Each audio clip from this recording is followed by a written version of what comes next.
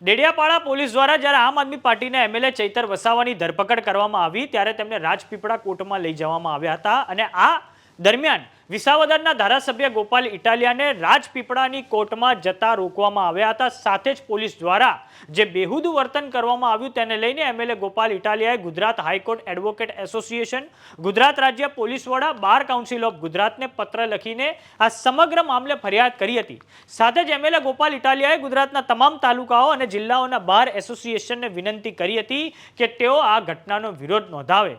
તો હવે Deesa bar association, Gandhinagar bar association સાથે ગાંધીનગર ડિસ્ટ્રિક્ટ બાર એસોસિએશન દ્વારા એમએલએ ગોપાલ ઇટાલિયા સાથે જે રાજપીપળાની કોર્ટમાં ગેરવર્તન થયું છે તેને લઈને લેખિતમાં વિરોધ નોંધાવવામાં આવ્યો છે। તો દર્શક મિત્રો, આ તમે સ્ક્રીન પર જોઈ શકો છો ગાંધીનગર ડિસ્ટ્રિક્ટ બાર એસોસિએશનનો લેટર। પ્રમુખ છે લાલસિંહ જે ગોહિલ, સંયોજક સલીમ યુ મોદન, મહામંત્રી છે રાયમલ વી દેસાઈ।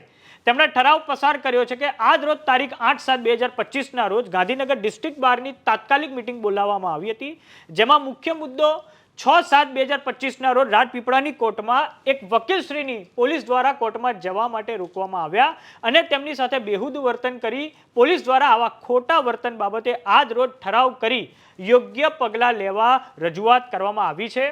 ગઈ તારીખ 6/7/2025ના રોજ રાજપીપળાની કોર્ટમાં એક વકીલની કોર્ટની અંદર જતા રોકવામાં આવેલા, જેના અનુસંધાનમાં એડવોકેટ એક્ટ મુજબ એડવોકેટ એક કોર્ટ ઓફિસર છે જેને કોર્ટમાં જતા રોકી શકાય નહીં।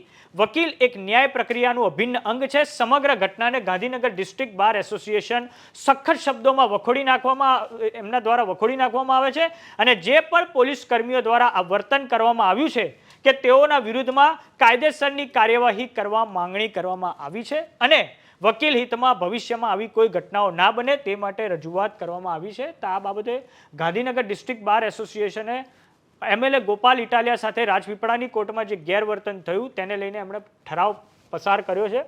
વાત કરીએ હવે ગાંધીનગર બાર એસોસિએશનની, એ છે પ્રમુખ શક્તિસિંહ ગોહિલ, ઉપપ્રમુખ છે સુનિલકુમાર રાઠોડ અને મહામંત્રી છે આરડી જાની।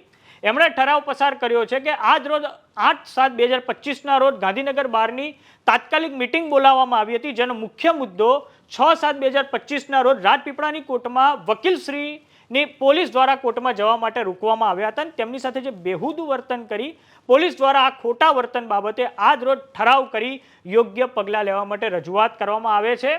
તેમણે પણ ગાંધીનગર ડિસ્ટ્રિક્ટ બાર એસોસિએશનની જેમ એ લખ્યું છે કે વકીલને કોર્ટની અંદર જતા રોકવામાં આવેલા, જેના અનુસંધાનમાં એડવોકેટ એક્ટ મુજબ એડવોકેટ એક કોર્ટ ઓફિસર છે જેને કોર્ટમાં જતા રોકી શકાય નહીં અને વકીલ એક ન્યાય પ્રક્રિયાનું અભિન્ન અંગ છે।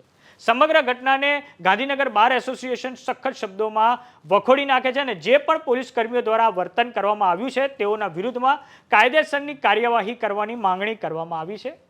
આ પછી વાત કરીએ ડીસા બાર એસોસિએશન, તેના જે આપણે પ્રમુખ LB ખત્રી, સેક્રેટરી છે MT પઢિયાર। તો તેમણે પણ આ બાબતે પત્ર લખ્યો છે, ઠરાવ પસાર કર્યો છે। તારીખ 6/7/2025ના રાજપીપળાના ડેડિયાપાડા મુકામે એક વકીલશ્રીને પોલીસ દ્વારા કોર્ટમાં પ્રવેશવા માટે રોક લગાવેલી તેમજ તેમની સાથે જે બેહુદું વર્તન કરવામાં આવેલ ભારતના બંધારણના અનુચ્છેદ 14 અને 21નો ભંગ થાય છે અને એડવોકેટ એક્ટની જોગવાઈનો પણ ભંગ કરેલ છે। આમ ડેડિયાપાડામાં વકીલશ્રીને તેમના અસીલને મળવા માટે રોકવામાં આવેલ જે લોકતંત્રને સીધી છાપ પાડે છે ને આ મુદ્દો માત્ર ડેડિયાપાડાનો નથી, આ આખા ગુજરાતના વકીલ સમાજ માટે ગંભીર પ્રશ્ન છે। આવા સમગ્ર બનાવને ડીસા બાર એસોસિએશન વખોડી કાઢે છે અને ભવિષ્યમાં કોઈ એવો બનાવ બનશે તો ઉગ્ર આંદોલન કરવામાં આવશે। જે પોલીસ કર્મચારીઓએ વકીલશ્રીને રોક્યા છે તેમની સાથે સખત કાર્યવાહી કરવામાં આવે, આ ડીસા બાર એસોસિએશન દ્વારા માંગણી કરવામાં આવી છે। તો હાલમાં તો આજે 3 બાર એસોસિએશન છે એમએલએ ગોપાલ ઇટાલિયાના સમર્થનમાં આવ્યા છે। તો આ બાબતે જે પણ અપડેટ હશે અમે તમને આપતા રહીશું, જોતા રહો જમાવટ। જો તમે અમને યુટ્યુબ પર જોઈ રહ્યા તો સબસ્ક્રાઇબ કરો, જો તમે અમને ઇન્સ્ટાગ્રામ અને ફેસબુક પર જોઈ રહ્યા તો ફોલો કરો। નમસ્કાર।